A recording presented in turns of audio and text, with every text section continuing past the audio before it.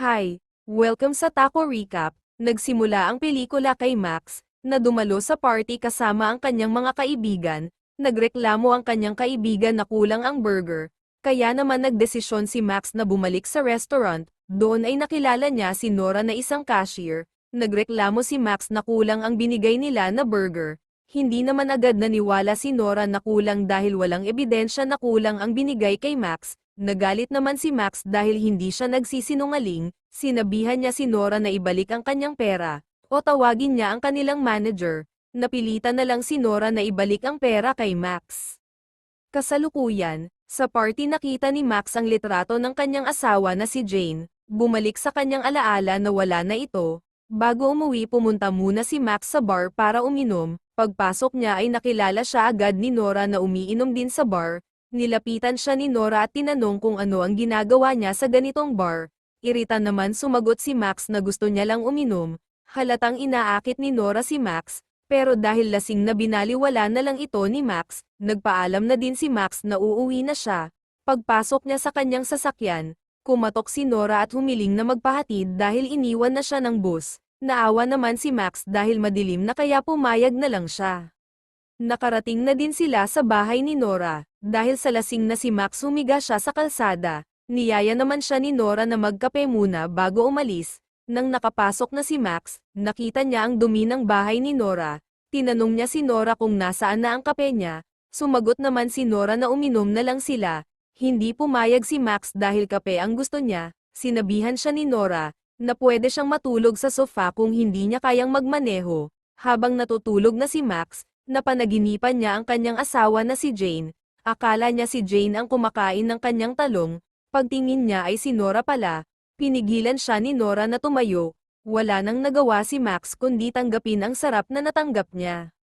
Kinabukasan, aalis na sana si Max nang tinanong siya ni Nora kung magkikita pa ba sila. Sumagot naman si Max na hindi na at umalis. Pumunta si Max sa sementeryo kasama ang kanyang ina para dalawin ang puntod ni Jane. Habang tinitigan ito, ang iniisip ni Max ay ang ungol ni Nora. Kinagabihan, pumunta si Max sa tinatrabahuan ni Nora, at sinundan patungo sa bahay niya. Kumatok siya para sabihan si Nora na aayusin niya ang nabanggang mailbox niya. Habang si Nora tiningnan lang si Max at sinabihan na siya ay 43 na, sumagot din naman si Max na siya ay 27 pa.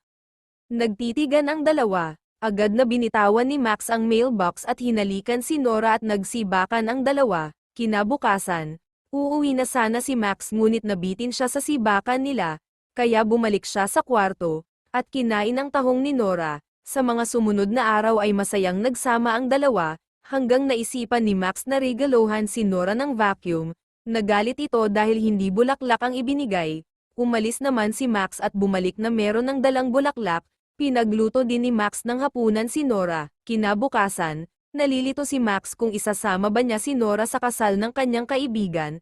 Nagdalawang isip ito kung ano ang sasabihin ng kanyang mga kaibigan na ang sinisibak niya ay matanda na. Kaya naman ay nagsinungaling siya kay Nora na may pupuntahan siya sa meeting sa trabaho para hindi na sumama sa kanya si Nora sa kasal. Sa kasal, pilit na pinakilala ng kanyang mga kaibigan si Max sa magandang dalaga. Ngunit hindi pumayag si Max. Gabi na nang pumunta sa bahay ni Nora si Max. Nagtataka siya kung bakit madilim ang bahay ni Nora. Pinuntahan niya ito at ipinakita ang dala niyang bulaklak. Masama ang loob ni Nora dahil nagsinungaling si Max tungkol sa meeting na pupuntahan niya. Nalaman na ni Nora na sa kasal pala pumunta si Max.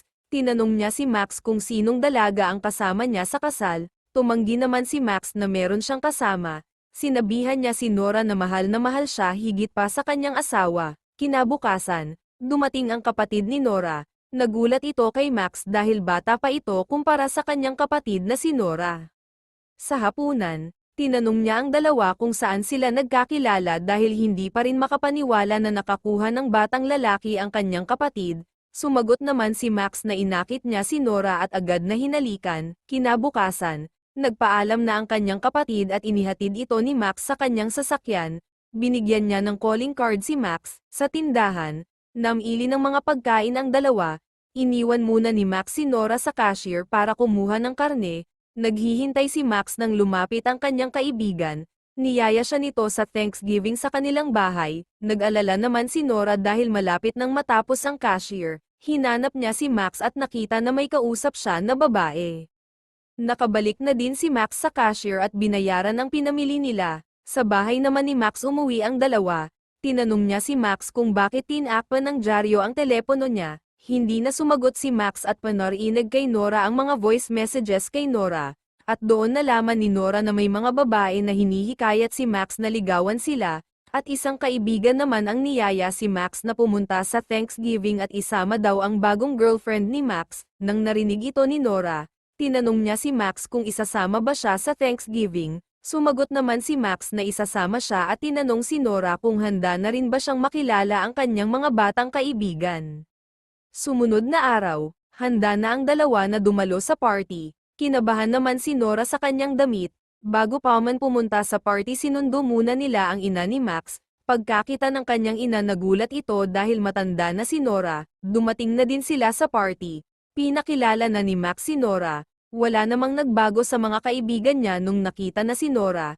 Tinanong lang nila si Nora kung paano niya nakuha si Max. Dahil si Max ay tahimik lang at in love pa rin sa kanyang namatay na asawa. Sumagot lang siya na nagkita sila sa tinatrabahuan niya at kinain ang talong niya. Pagkauwi ng bahay ni Nora, nag-away na naman sila. Sinabihan siya ni Nora na itigil na ang kanilang relasyon dahil bata pa siya at siya ay matanda na.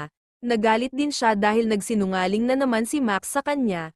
Ayaw na ni Nora na itago siya sa mga kaibigan ni Max. Kung mahal siya ni Max ay dapat hindi siya mahiya dahil matanda na ang girlfriend niya. Sa sumunod na araw, natuklasan ni Max na umalis na si Nora sa tinatrabahuan niya, at lumipat na din ng bahay. Nag-iwan din ng sulat si Nora na humanap na lang ng dalaga si Max, at huwag na siyang hanapin. Nakalipas ang ilang araw, may kausap na si Max na dalaga ngunit hindi pa rin mawala sa kanyang isip si Nora. Kaya nagdesisyon siya na pumunta sa address na binigay ng kapatid ni Nora. Nagmakaawa si Max sa kapatid ni Nora na sabihin kung nasaan siya. Sa wakas ay nakita na din niya si Nora. Agad siyang pumasok sa restaurant.